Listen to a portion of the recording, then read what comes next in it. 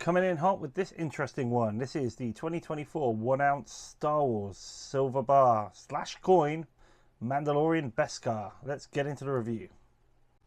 Okay, so coming in hot with this review. This is the 1 ounce 2024 Star Wars silver bar / coin, because it's meant to be a coin, but it's not, as a bar. Mandalorian Beskar, and this is obviously meant to be a rendition of the Beskar bar from the Mandalorian. It's what all their armor is made from and everything. And this is straight out of the New Zealand Mint. New Zealand Mint is actually on the Pacific island of, I want to pronounce this right, New, and it's like a little island just off New Zealand. So technically it is a New Zealand coin, but it's kind of not. So yeah, I've got kind of mixed feelings about this, because one, it says it's a coin. It's not. It's a bar. It's a minted bar, so they've called it a coin for some reason. So I can just go over the fine details of it. So introducing, this is a Beskar 1 ounce silver bar. It's inspired by the Beskar alloy from Star Wars Mandalorian, and it's crafted from 999 fine silver. They did this as a limited edition, so they're doing, I think it's 50,000 bars worldwide in the 1 ounce, and I believe they do a 10 ounce. I don't know how many they're doing, probably less, I would imagine.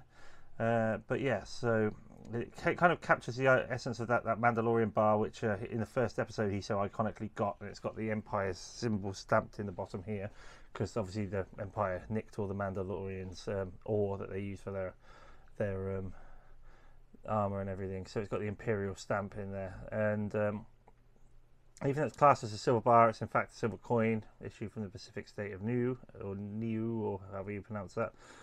Face value, year of issue, weight and purity are also printed on the obverse, along with the official copyright of the stamps. So here we go. So you have the $2 2024 1 troy ounce 999 fine silver, and it has Lucasfilm Limited in the corner there, so that's quite cool. The only thing I would say about this as well is when they stamped this, the $2 symbol on it kind of got, if you look here, it kind of got transferred, if you can see in the light. So I don't know whether they did one on top, if they're doing them on top of them each other, but to be honest, that shouldn't have passed quality in my opinion. That should have been polished out or whatever they needed to do. But it's a bit of a meh in my opinion. You shouldn't have this mark on the back, on the front, the display side, which features basically the impression of the back. It's just a bit of a poor quality in my opinion, and this is a shame, because I was really interested in this.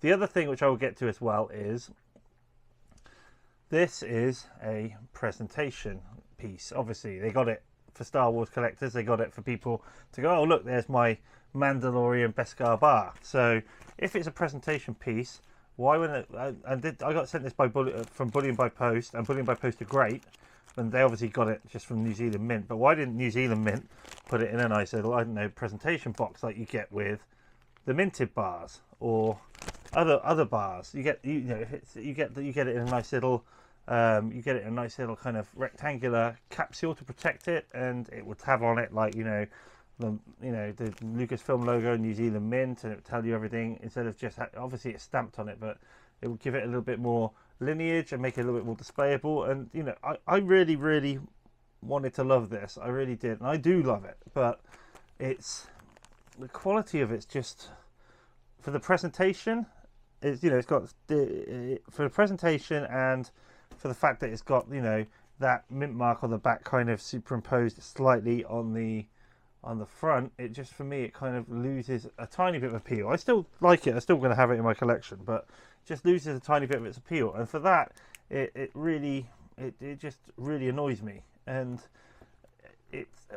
I kind of like, it turns me off the New Zealand Mint a bit, and I don't want to, because they do also do some good stuff. Maybe it's just this one, I don't know. Maybe I should order another one and see. And then I've got two. But yeah, you can see that circle is quite clearly visible on the front, and that's just really annoying. It shouldn't be that way, and that's the only downside of this one. That, and the fact it should be in some sort of presentation capsule, or at least a very bare minimum. And I'll just grab a coin in a capsule here for my example. It should be in some sort of custom capsule like this, Maple Leaf here, is in a 1 ounce capsule. If you're going to create a 1 ounce coin, have it in a 1 ounce capsule. It couldn't have been that hard for them to get some custom press shut ones to fit these. It really couldn't have. That would have cost them a few dollars at most, and they could have passed that on to the people buying, and they wouldn't have cared at all. I wouldn't have cared. People are buying this for presentation. They're buying it because they want it as a nice piece. And you know, I guess to be honest, this is where you know, whoever was doing this run just decided, let's just knock them out, crunch, crunch, crunch. And I think that's probably what's happened with the pressing on here as well. They've just boom, boom, boom. They might have even pressed them on top of each other for all I know. I can't believe that's the case. But yeah, it's just a little bit poor. But yeah, overall, this is a nice piece, but there's a few bits that niggles that I think they would need to iron out. And it's surprising too, considering this is 2024 edition of this, and they did one in 2023. So maybe either mine's just a bit crap, or maybe if that's not the case, that it's just a quality issue. I may actually contact Bullion by Post and say, hey, is this meant to be like this? So anyway, we'll see. Bullion Post are great, so I imagine they'll give it to me straight. So anyway, this is lovely, but like I said, it's got a few downsides to it, which might just be my version, might not be, but I'll do some investigation and I'll find out. And if I find out, I'll alter the comments for this video so you'll know the story. So if you'll look at this video, take a look at the comments and see if I've got to the bottom of it.